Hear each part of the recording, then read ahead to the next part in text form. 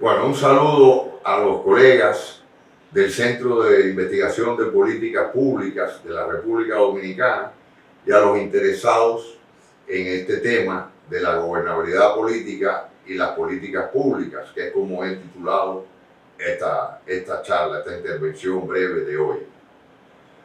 Deseo comenzar con la anécdota de un estudiante que le preguntó a la antropóloga Margaret Mead cuál ella consideraba que era el signo más antiguo de civilización en una cultura. La respuesta esperada era la habitual: los primeros instrumentos de caza, la alfarería, etc. Mead, sin embargo, respondió que ese signo era un fémur que había sido fracturado y luego curado, explicando en síntesis que ayudar a alguien necesitado es donde comienza la civilización de nuestra especie. Les pido que tengan en mente esta anécdota y que la vayan relacionando con algunos aspectos que iré tratando en el curso expositivo de esta charla.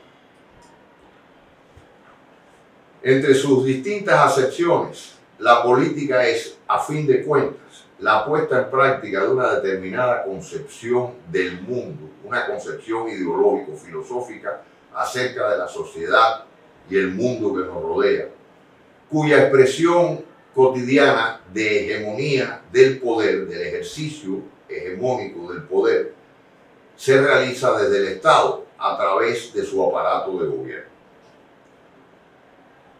Tal poder se plasma mediante el accionar, el continuum de lo que comúnmente denominamos proceso de gobernabilidad o de conducción sociopolítica, que es un modo singular de actividad humana reveladora del palpitar generado por un conjunto diverso de intereses puestos en juego a través de las interacciones económicas, culturales, discursivas, reproductoras todas de la convivencia en sociedad, en la cual, sin importar el territorio geográfico ni la nacionalidad de pertenencia, de una manera u otra los pueblos aspiran a disfrutar una vida digna, libre y al menos medianamente feliz si la política se lo facilita. Es mediante la gobernabilidad donde se pone también de relieve una voluntad política de preservar a cualquier precio la hegemonía del poder o de promover el altruismo que motiva a propiciar el bienestar y la felicidad de los ciudadanos, enfocándose en procurar, mediante políticas públicas justas, equitativas y humanistas, la mejor armonización de tres ámbitos que existen en toda formación social, que no pueden dejar de estar articulados, en mayor o menor medida. Me refiero al ámbito de los intereses individuales, el de los intereses grupales y el de los intereses más generales de la sociedad. Los intereses sociales generales son aquellos que buscan satisfacer el logro de los objetivos más globales y estratégicos del tipo de socialidad que se pretende construir o en la cual se vive. Los intereses grupales buscan satisfacer propósitos más parciales, aunque colectivos, de los diversos agrupamientos sociales, ya sea por profesión, género, etnia, raza, generación, región habitacional u otro tipo de actividad social, etcétera, en que se compone cualquier sociedad. Y los intereses individuales son aquellos legítimamente sostenidos por parte de los proyectos de vida, como parte de los proyectos de vida de las personas, los hombres y mujeres en general, que componen la sociedad de que se trata. Armonizar implica satisfacer con prontitud y sistematicidad las necesidades, las aspiraciones legítimas, los problemas pendientes de solución de cualquier índole que han ido acumulándose, no satisfechos hasta un momento dado, y que afectan a cada uno de los referidos tres ámbitos, según sea el caso, de intereses sociales. Esa armonización desempeña una función importante para la estabilidad del sistema político, porque genera una sinergia en lo sociopolítico, en lo económico y en lo cultural, en el sentido más amplio, ¿no?, de este concepto de cultura, que se traduciría en consenso afectivo y en legitimidad del sistema político mismo. Es una limitación conceptual considerar, por ejemplo, que al satisfacerse los intereses más generales, se satisfacen automáticamente los grupales y los individuales. Y no es así, porque las necesidades y los intereses en cada ámbito mencionado son distintos, cambian con el tiempo, etcétera, etcétera. Otra limitación es pensar que una vez satisfechos en cada ámbito ciertos intereses, se concluye para siempre el proceso de armonización. Y no es así. Las generaciones se suceden, cambian, la vida se transforma. Por lo tanto, esto obliga a que los formuladores y decisores de política pública deben prestar atención y sistematicidad a la armonización. Lo que no se puede perder de vista es el foco de la armonización. Es como un proceso constante de monitoreo para que esto sea así.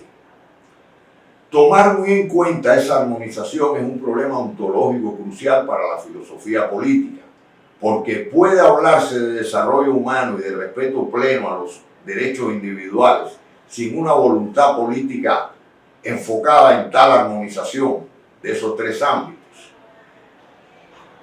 En suma, pudiéramos decir que prestar atención para armonizar estos tres ámbitos de intereses sistemáticamente y lo mejor posible mediante políticas públicas se convierte en una cuestión ética y de justicia social y constituye un camino óptimo para que los ciudadanos alcancen mayores cuotas de bienestar en todos los órdenes de su existencia.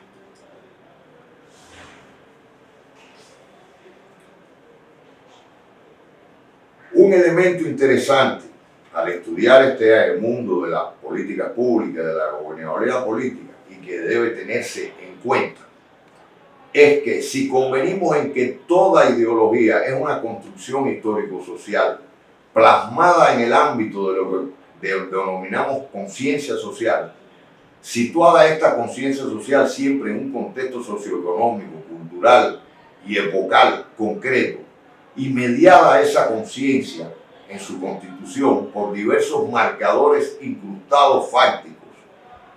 Por ejemplo, la pertenencia a una clase social, a una religión, a una raza o etnia, a un sexo, a una nacionalidad, a una u otra generación, poseer o no un determinado nivel de escolarización, estilo de vida, etc., que de alguna manera modela o condiciona, que no es igual a que determina, el posicionamiento de los individuos frente a los problemas de su sociedad y del mundo. Si convenimos en que es constatable la diversidad de tales posicionamientos sociales como prácticas colectivas de interacción social a partir de expectativas mutuas de comportamiento que una sociedad establece, ¿verdad?, y que son a su vez condicionados por esas ideologías de manera implícita, que tienen un carácter normativo. Notaremos, si convenimos todo lo anteriormente dicho, notaremos que unas ideologías tienen una proyección y propician el individualismo y otras tienen una proyección hacia y propician el altruismo. Ambas son constitutivas de la subjetividad y de esa conciencia social, pero cada una con su diferente orientación de valores y de objetivos. El entramado procesual de la gobernabilidad política, entendido como un interactuar entre agentes sociales que ponen tácitamente en juego la subjetividad humana en la construcción de lo político y lo socioeconómico, permite constatar que en algunos modelos de convivencia social y en otros no, la empatía es un componente de la dinámica gubernativa política. Aquí me gustaría entonces prestarle atención a este concepto que proviene de la psicología, desde luego, que es la empatía. Me gustaría entonces hacer un ejercicio de introducir en en el campo de relaciones, de los conceptos que estamos trabajando aquí, el concepto de empatía dentro del proceso de gobernabilidad política. Y quiero citar a Daniel Goleman cuando dijo: la inatención mata la empatía. El primer paso para la compasión es darse cuenta de la necesidad de otra persona. Todo comienza con el simple acto de atención. Esa atención, en lo referido al proceso de gobernabilidad política, implica una toma de perspectiva ética hacia la otredad, hacia los otros, hacia las necesidades legítimas y de primer orden para una existencia humana digna de los demás. Y no significa quedarse en una fase de contemplación intelectual o interpretativa, sino significa actuar en consecuencia. De ahí que la empatía empiece, si la colocamos en el proceso de gobernabilidad política, empiece a adquirir una determinada importancia y fuerza movilizativa, ¿verdad? Movilizadora de la conducta y de la voluntad política en algunos casos. La noción de empatía, como todo el mundo conoce, ha sido tratada mayormente en el campo de la psicología clínica, en el ámbito de las interacciones terapéuticas bipersonales, es decir, de individuo a individuo. En su acepción común, según el diccionario de la RAE del 2010, la empatía es la identificación mental y afectiva de un sujeto con el estado de ánimo de otro sujeto. Se explica también, según la teoría de las inteligencias múltiples de Howard Gardner, en su libro famoso homónimo del año 87, en los siguientes términos: es la capacidad cognitiva de percibir en un contexto común lo que otro individuo pueda sentir. También es un sentimiento de participación afectiva de una persona en la realidad que afecta a otra. Pero mi pregunta es: ¿posee ese concepto una importancia relacional a mayor escala social que la de persona a persona?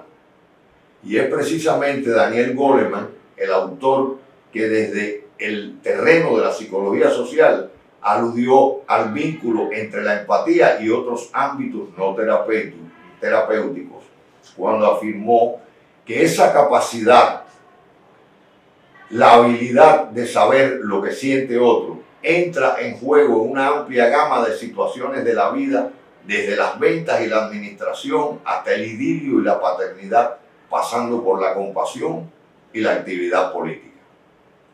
Sí, fin de la cita. Nótese que esta definición que Goleman, en esta definición Goleman alude a la empatía como acompañante comunicacional implícito en procesos comerciales, administrativos y políticos. De ahí la utilidad para nuestra charla que tiene ese punto de vista expresado por él. También Goleman apuntó y citó en su libro a otro autor, Martin Hoffman, citado por él, donde destaca el proceso, ¿no?, de la vinculación entre la empatía y los juicios morales, teniendo en cuenta que la capacidad de ponerse en el lugar del otro y actuar en consecuencia implica un juicio moral y de valor que, al empatizar con las necesidades y sentimientos y emociones del otro, de la otra persona, vincula la empatía con el altruismo. Hoffman además señala en sus estudios la manera progresiva en que se va produciendo esta constitución de la empatía, ¿verdad?, en la conducta humana. Se va conformando desde la infancia la capacidad, mediante la capacidad de identificar los propios sentimientos y emociones, de identificar los sentimientos y emociones del otro, hasta alcanzar un nivel más elevado de la empatía, que implica la posibilidad de identificar y comprender los sentimientos y sufrimientos de otros, de todo un grupo, como puntualiza Hoffman, constituido por grandes grupos de trabajadores y de la sociedad. Entonces, la empatía, como puede apreciarse, es resultado de la interrelación dialéctica y emergente entre los componentes biológicos, que es el cerebro, y psicosociales del ser humano, y trasciende en su decurso evolutivo al ámbito interpersonal, formando parte de las modalidades reguladoras de la conducta humana, imprimiéndole juicios de valor éticos y morales a la toma de decisiones, y en el actuar colectivo teniendo en cuenta las necesidades del otro y de los demás. Debido a ese enredamiento con el plano axiológico, pudiera ser la empatía un componente constitutivo de las ideologías vindicadoras de justicia social para las mayorías ciudadanas. Eso es una pregunta válida. La empatía es un componente atributo positivo de las interacciones sociocomunicativas, y es ahí, mediante esa comunicación que la vehicula, que ocurre su salida pública, no solo al ámbito persona a persona en las terapias, sino también hacia ámbitos colectivos cuando transcurren procesos de enseñanza-aprendizaje, así como en las interacciones familiares o profesionales y las interacciones de la gobernabilidad política. De ahí su trascendencia al plasmarse en práctica y constituirse en práctica solidaria con la necesidad del otro y de los demás. Es precisamente por ese rasgo conductual que la empatía posee fuerza movilizadora, no solamente para la facilitación de sintonía afectiva en las dinámicas interpersonales, sino que dicha sintonía puede trascender hacia el ámbito colectivo de la gobernabilidad política como constructora de confianza y adhesión en la relación gobernante-gobernado. Es entonces pertinente considerar su potencialidad de aportar una cualidad beneficiosa a esa praxis política, lo cual sin dudas mejoraría la manera de armonizarse los tres ámbitos de intereses generales a que hemos hecho alusión antes. En consecuencia, si como afirma Goleman citando a Hoffman en su libro, la empatía posee una proclividad altruista, pudiera colegirse que aquellas ideologías vindicadoras de los derechos, de la justicia social y del bienestar de las amplias mayorías ciudadanas deben tener al altruismo como componente ontológico en su constitución, mediado por la empatía. Aquí cabe preguntarse, ¿posee la ideología neoliberal ese tipo de componente ontológico que condiciona su proyección política en favor de las mayorías, de la otredad, de los demás? La respuesta es no, constatable en su accionar político mismo. Y esta cuestión sugiere, por cierto, un cauce de investigación, abre un campo de investigación interesante para las ciencias sociales. Cuando el componente empatía entra a formar parte constitutiva de la ideología que anima la gobernabilidad política, estamos en presencia de un modelo de convivencia cuya ontología social lo proyecta solidariamente a procurar la satisfacción de necesidades vitales para una existencia digna de las mayorías ciudadanas. Aquí está presente el deseo, la voluntad de concebir e implementar políticas públicas genuinamente enfocadas en el bien común. Y de aquí se deriva, o esta empatía contribuiría en muy buena medida, a la mejor armonización posible de los tres ámbitos de intereses sociales que al principio mencionamos.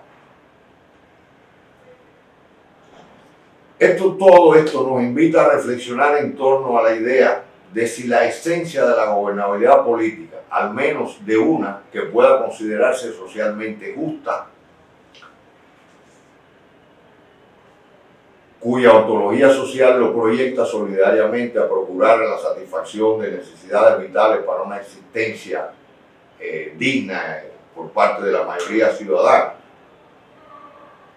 si nos invita a reflexionar si esta postura, digamos, si esta presencia de la empatía en la gobernabilidad política tiene un valor fundamental en la teoría y en la práctica, en los ámbitos vistos desde el punto de vista moral ideológico, legal y político. Dado que las políticas públicas que se derivan de este posicionamiento donde la gobernabilidad política está inspirada o uno de sus componentes motivacionales para su ejecución del día a día, ¿no? Y en la concepción de las políticas públicas, está enfocada en procurar la felicidad, la mejor felicidad o cuota de bienestar posible mediante esas políticas que se conciben, ¿verdad?, para cada ámbito, cada ciudadano que pertenezca a un ámbito, el ámbito de los intereses que ya hemos dicho. Y por cierto, me encontré una cita de Martí que valoró el arte de armonizar intereses cuando escribió así esta frase, y cito: política es eso, el arte de ir levantando hasta la justicia la humanidad injusta, de conciliar la fiera egoísta con el ángel generoso, de favorecer y de armonizar para el bien general y con miras a la virtud los intereses. Las políticas públicas son aquellas, son huellas legales, psicológicas y culturales que un Estado, mediante sus instituciones de gobierno, deja como legado a la sociedad de la cual forma parte ese Estado, forma parte indisoluble y a la cual representa en su espacio local y en la esfera internacional.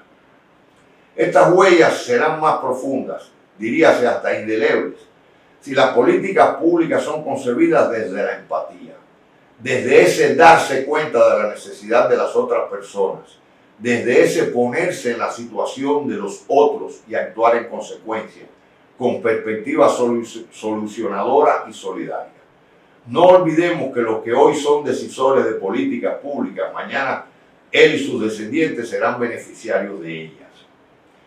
La empatía contribuye a prestarle atención a la armonización de los tres ámbitos de intereses sociales, muchas veces diferentes en cada uno, por lo cual las políticas públicas en su fase ideativa deben tomar muy en cuenta esa armonización, deben pensarse de manera integral, pues todo está interconectado a modo de una red, como ocurre con las neuronas del cerebro.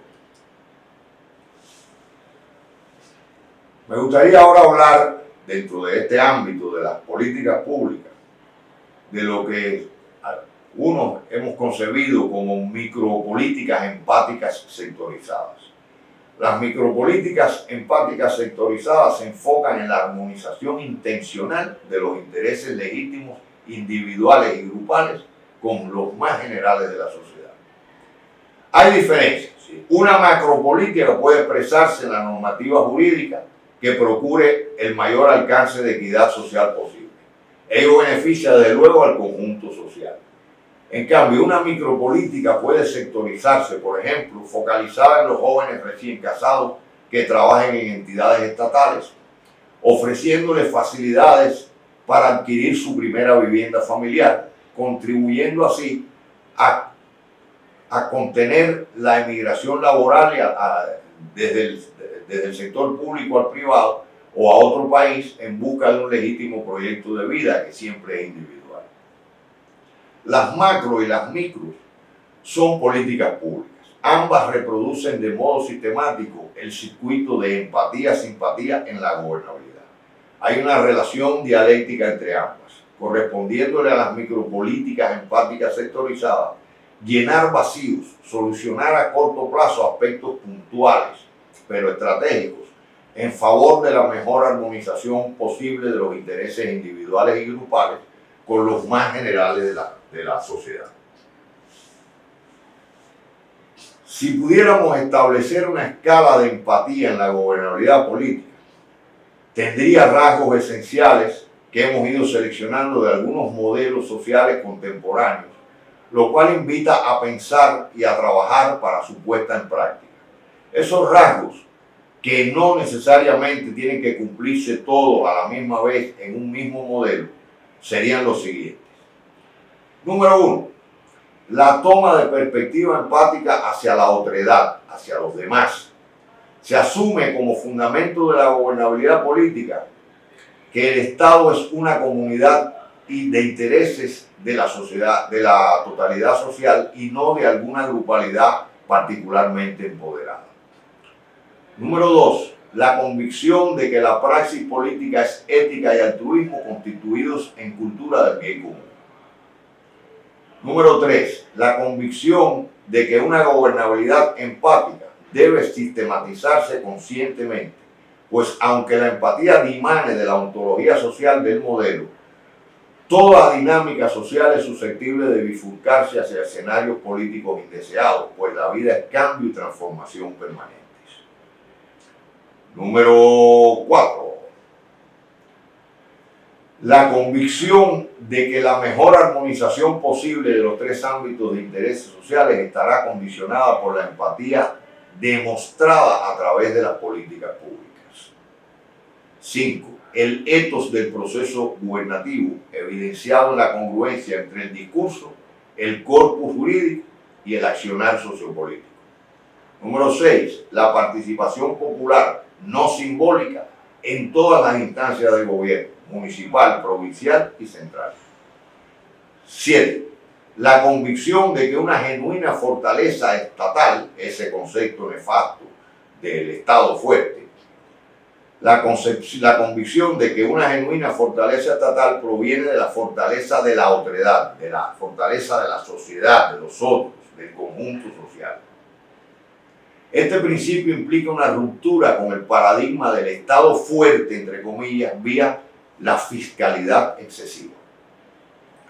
Número 8. La concepción sistemática de macro y micropolíticas empáticas sectorizadas con perspectiva de cumplimiento a corto plazo. Número 9. La capacitación a los funcionarios, a la sociedad civil, a los ciudadanos, enfocada en promover el valor social de una gobernabilidad empática. Número 10. La concepción del desarrollo sustentada en la economía apoyada en la economía sustentable, no econométrica a ultranza, regulando al mercado en función del individuo, no al revés. Es una forma no tecnocrática de armonizar los tres ámbitos de intereses sociales.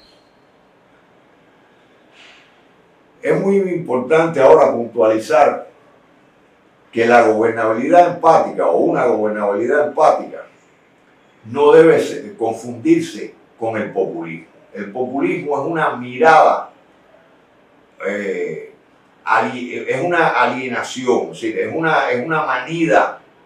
un manido recurso de alienación, ¿verdad? Que lo que busca es lograr base social de apoyo circunstancial para obtener determinados beneficios de una determinada clase o cúpula o sector o élite gobernante. En ese sentido, sí, la gobernabilidad empática posee una integralidad que le confiere fortaleza conceptual dimanante de la propia ontología social de esa base filosófico, ¿verdad? Y de esa cosmovisión que tenga la gobernabilidad política, que le sirva de motivación. De manera que el constructo de gobernabilidad empática implica algo más profundo. Es el modo de interactuar el Estado con el pueblo. Y en esa cualidad, en esa propiedad, en esa característica, ¿verdad?, nacida de las propias bases del pensamiento que inspira a la gobernabilidad política, es donde reside su fortaleza y el secreto de su justicia social.